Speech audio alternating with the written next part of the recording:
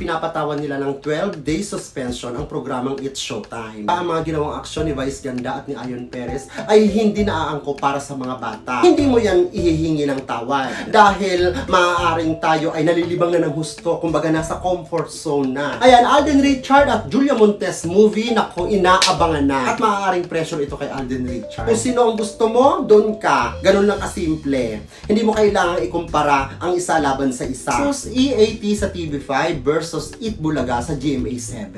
Hello! Welcome back to my channel! Magandang araw! At kung anong oras nyo man ako napapanood ngayon, ako ituloy-tuloy nyo na yan. Maraming salamat. Ako ay magbibigay ng mga mula sa puso at balansing opinion para sa ating latest showbiz issue ngayon. Makikiosyoso pero hindi makikisawsaw, makikisali pero hindi makikigulo, at ako ang inyong marites na maghahatid sa inyo ng mga intriga, Nemya Chikadora!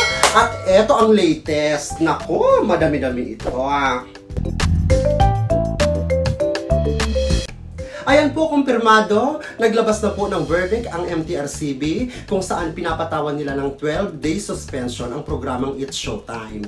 Naku, kung inyo pong matatandaan, ang programang It's Showtime ay ipinatawag noong mga nakaraang buwan dahil na rin sa isang segment doon, kung Isip Bata, kung saan kumain ng icing sina Vice Ganda at Ayon Perez na parang may mga nagsasabi na parang nag-aanyaya ng isang sexual na gawain.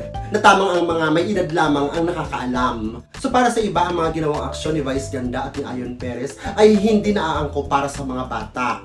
So marami ang nag-call out, marami ang mga nag-report, at hindi lang din naman reklamo ang kanilang natanggap kung hindi nagkaroon sila ng sariling pagsisiyasat. At sinabi nga sa panayam ng MTRCB Chairman na si Lala Soto na mayroon silang mga miyembro ng Adjudication Committee kung saan pinag-aaralan ng husto ang mga sumbong, kaso at mga violation ng mga programa sa pelikula at sa telebisyon.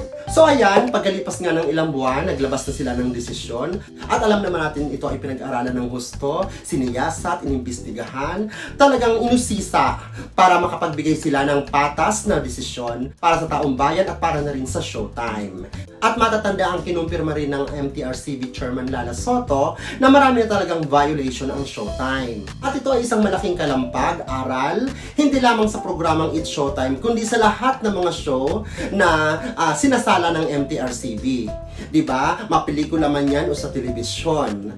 Dapat pag habang tumatagal ang programa, mas binabantayan nila ang mga kilos nila, mga sinasabi. Hindi ba? Kasi totoo naman, live sila, mga tao lang din naman, nagkakamali, may mga nabibitiwang salita.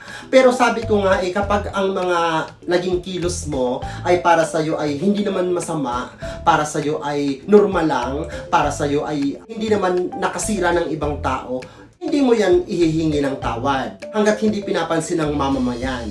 So para sa akin, sila napansin ng husto, feeling nila pambabash lang ito, pero dahil umakyat na nga sa MTRCB, so parang huli na ang lahat para makahingi ng tawad or makahingi ng pasensya. Kasi dati natatandaan na 2010, nagkaroon din sila ng 20 days preventive suspension. So hindi ito ang unang pagkakataon at maaaring nitong mga nakalipas na araw nga ay napaghandaan rin nila ito. Sana ang suspension na ito ay mag-iwan ng aral sa kanila, hindi lamang sa buhay telebisyon, maging sa tunay na buhay. Hindi ko naman sinasabi na tayo ay dapat maging perpekto sa kilos at pagsasalita, pero dapat lagi nating binabantayan ang ating mga sarili. Kasi meron tayong responsibilidad sa ating mga manonood at lalong-lalo na sa mga bata. Kahit gaano pa kalakas ang programa, kasikat, katagal na, ito ay napapailalim pa rin sa pagsusuri ng MTRCB. Dahil maaaring tayo ay nalilibang na ng husto, kumbaga nasa comfort zone na. So from the start, alam natin ang mga batas, alam natin ang mga hindi dapat, alam natin ang mga rules, mga do's and don'ts. So dapat iwasan na natin yon para hindi na magkaroon ng mga problema. Samantala, binigyan ng MTRCB ang ABS-CBN ng 15 days para makapagpaliwanag kung bakit hindi kailangang masuspindi ang programang It's Showtime. Kaya naman sila ay naghain ng motion for reconsideration. May mga nagsasabing tama lang ang ginawang ito ng MTRCB para mabigyan ng leksyon ang nasabing programa. Pero madami din ang nagsasabing bias ito dahil anak daw si Lala Soto ni Tito Soto kung saan nandun siya sa kalabang programa.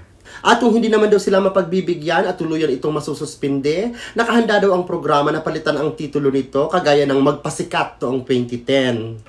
At nakahanda rin silang palitan ang segment, pero mananatili ang mga host nito.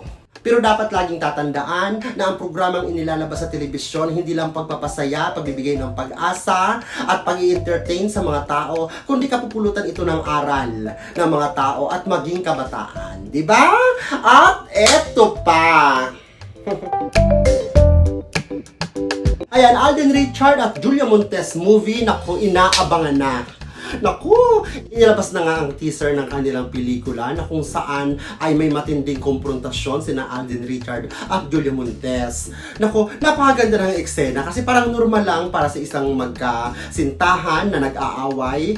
Isang makatotohanang tagpo sa pelikula na talaga namang nangyayari talaga sa totoong buhay. Ay nako, sigurado ako aabangan ito ng mga fans nila Alden at Julia. Naku, ang 5 breakups in a romance. Tuloy-tuloy ang project ni Tisoy. Ang dami niyang show, mga out-of-town show, mga endorsement, tapos pelikula. May pelikula pa siya with Sharon Cuneta, ang A Mother and Son Story. So may entering pelikula rin siya ngayong December sa MMFF. Naku, bongga to! At talaga namang tuloy-tuloy ang kanyang proyekto dahil talaga namang si Alden Richard ay kilala sa showbiz bilang mapagpakumbaba, mabait, marespeto, at marunong tumanaw ng utang na loob. Yan dapat ang mga artista. Maraming mga natutulungan na hindi ipinagmamakaingay. Diba? So lahat ng mga blessing na natatanggap niya ngayon, ako deserve na deserve niya ito. At maging sa kanyang mga negosyo, patok na patok ang kanyang mga restaurant, mga food chain. Diba? Bongga! Ano pa ba ang hahanapin? At maaaring pressure ito kay Alden Richard, diba? Kasi ang huli niyang pelikula ay ang Hello Love Goodbye, kung saan nakatambal niya si Catherine Bernardo na kumita ng halos 900 million. Kaya sa lahat ng mga nagmamahal, tagahanga nila Alden Richard at Julia Montes na kung mag-ipon-ipon na pampanood ng sine. Sumugod sa mga sinehan kung kailan ito ipapalabas. Diba? Ibalita ang magandang istorya. Naku, ikwento ang magagandang eksena para dumami ang magka-interes, sumugod sa mga sinehan. Bumalik ang sigla ng pelikulang Pilipino. Okay, Tisoy, good luck sa movie mo! At sa ating versus EAT sa TV5 versus Eat Bulaga sa GMA7. Ano ba ang pinapanood mo at sino ba talaga ang panalo? Eat Bulaga sa GMA7 versus EAT sa TV5. Dalawa sa 3 programa sa tanghali na naglalaban-laban. Kontrobersyal nga ang dalawang programa dahil hindi lang audience, sponsor, ratings ang kanilang pinaglalabanan, kundi mismong titulo, ang Eat Bulaga. Sino ang dapat gumamit nito? Sino ang higit na mas may karapatan? Hanggang ngayon nga ay nakabinbin pa rin ang reklamo ng TVJ para sa Tape Incorporated. Ano man ang maging desisyon ng korte, sana ito ay mapunta sa tunay at karapat-dapat. At higit sa lahat, sa anumang hidwaan mayroon ang dalawang programang ito, wag sana maapektuhan ang taga-tanaw, ang kani-kanilang taga-subaybay. Ayan, palabas nga lang ito at walang personalan. Kung ano man ang kanilang sagupaan sa tanghalian, nako, walang ibang dapat magbenepisyo kundi ang mga manonood, ang taong bayan. Diba? Tayo ang nagbabayad ng kuryente, tayo ang may hawak ng remote control, sa atin ang telebisyon, nako, ilipat mo kung anong gusto mong show. Diba? Walang magbabawal sa'yo. Pero hindi ibig sabihin na hindi mo gusto ang kabilang show, kung ano-ano ng masasakit na salita, ang sasabihin mo sa mga artistang bumubuo dito, ay pangit din naman yon. Diba? Hindi ka naman pasahod ng show na gusto mo. Kung sino ang gusto mo, doon ka. Ganun lang kasimple. Hindi mo kailangan ikumpara ang isa laban sa isa. Meron at meron tayong karapatan mamili ng mga show na panunuorin natin sa telebisyon at maging sa online. Diba? Kasi ako para sa akin sa Eat Bulaga ako nanunood. Kung gusto kong manood, pero hindi ibig sabihin araw-araw ko siyang aabangan. Pag may mga eksena lang na dumaan sa newsfeed ko ng mga importanteng eksena, minsan sisilipin ko yung portion na yon. Pero hindi para panuorin ko mula umpisa hanggang sa dulo. Hindi naman ako ganon. Kahit sa It's Showtime, pag may mga eksenang nababiral sila sa social media, so pinapanood ko ng konti. Ganon ako eh. Ganon din siguro yung mga iba. Di ba? Nakaka-relate sa akin yung iba. Kasi wala na rin time para tutukan mo ang from start to finish. Hindi ako avid fan ng mga show. Kahit Itbulaga, Showtime, E80, kung ano man yan.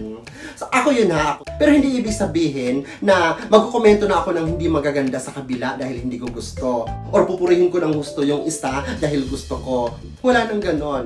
Mapanood ko sila, ma-inspired ako, makupulutan ko ng aral, dadamputin ko, tapos, ganon ang eksena. Yun ang normal na hatid sa akin ng mga palabas sa telebisyon. Para sa akin lang yun. Sa panahon ngayon, ang mga manonood ay hindi lang nakatutok sa telebisyon, maging sa online, sa cellphone. 'Di ba? May mga magulang tayo, mga matatanda, mga lola, na maaaring remote control lang ang hawak para manood ng telebisyon. So wala silang mga social media account.